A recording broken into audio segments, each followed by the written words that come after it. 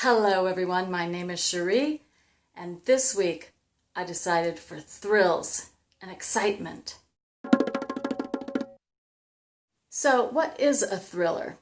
Often the thriller genre and the horror genre are kind of lumped together. Even the Page Screenwriting Contest had them listed as a single category. However, there are distinctions. Thrillers keep their viewers sitting on the edge of their seats, while horror makes viewers shake in their seats. Horror focuses on the scares, and it's often supernatural. Think Stephen King. But I'm going to save horror for a different week, and this week it's all about thrillers. A thriller is a tension-filled story where at the climax, the real evil is revealed.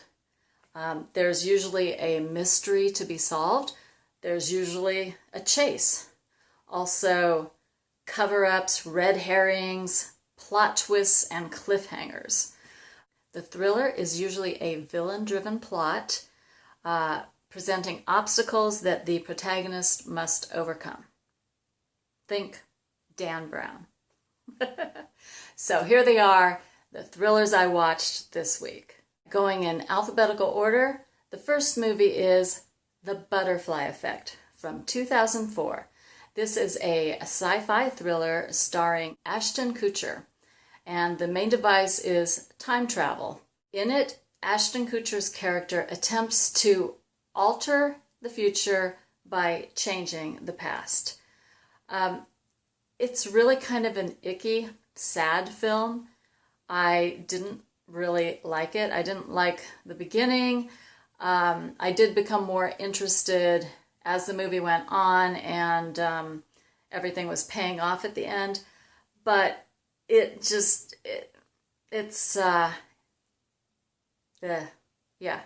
didn't really like it. So I would not recommend The Butterfly Effect. The next movie is a British social thriller from 2002 called Dirty Pretty Things. It stars Chiwetel Ejiofor and Audrey Tautou, and I hope I'm pronouncing both of those names correctly.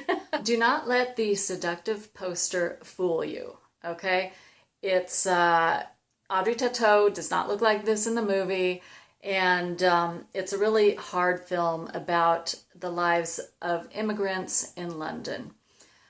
It was nominated for Best Original Screenplay, so I was surprised because I had never heard of it. I just stumbled on it in my library's streaming site. It is creepy, suspenseful, good. I do recommend Dirty Pretty Things. The next movie was directed by the master himself, Alfred Hitchcock.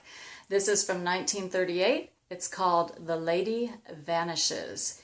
It's about a tourist who discovers that her traveling companion has gone missing on the train. This movie has a very slow beginning. The introduction, the character setups, it really was dragging for me. I did not think I was going to like this movie.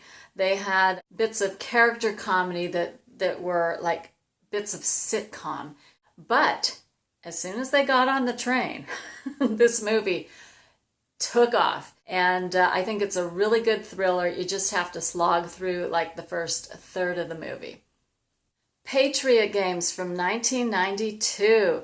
This is an action thriller starring Harrison Ford, and it was based on a John Clancy novel.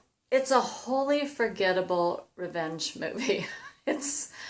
I saw it when it came out in the theaters, and all I remembered was the scene where they have the live satellite feed and the special forces are going in and killing everyone at this military training camp in Africa. And just Harrison Ford's reaction to these little bleeps, these little green blobs on the monitor, dying. It's not very thrilling. It's thrilling for the last 20 minutes of the film, but other than that, it's just kind of boring.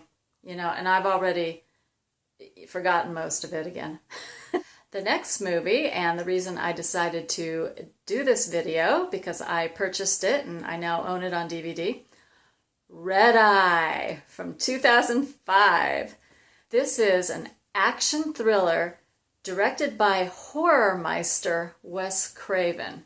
It stars Rachel McAdams and Cillian Murphy. The film follows a hotel manager who gets ensnared in an assassination plot by a terrorist while she's aboard a red-eye flight to Miami.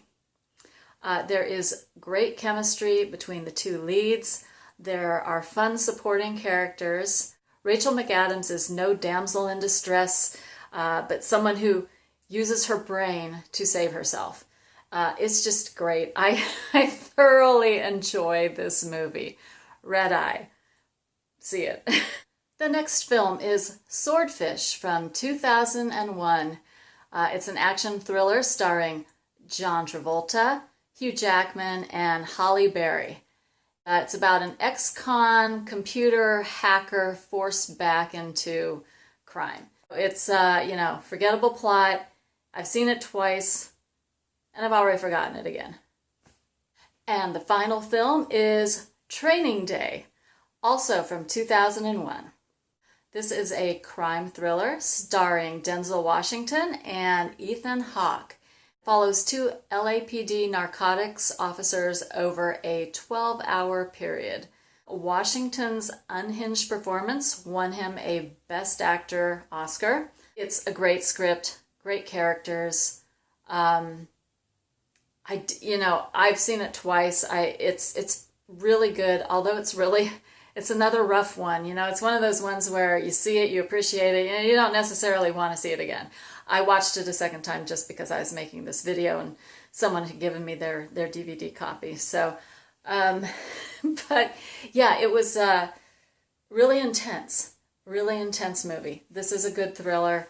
I only have one little problem with it, and that's the opening. Ethan Hawke's wife. It's a bit unrealistic because she is this stick-thin, completely fit, model-looking wife, and she's someone who just had a baby like 9 months earlier. So it's like really unrealistic, but with an all-male production team, what can you expect, right? Other than that, Training Day, it's a great movie. See it. And that is it for my week of thrillers. Let me know what some of your favorite thrillers are in the comments below. And as always, I will see you in the next video. Bye.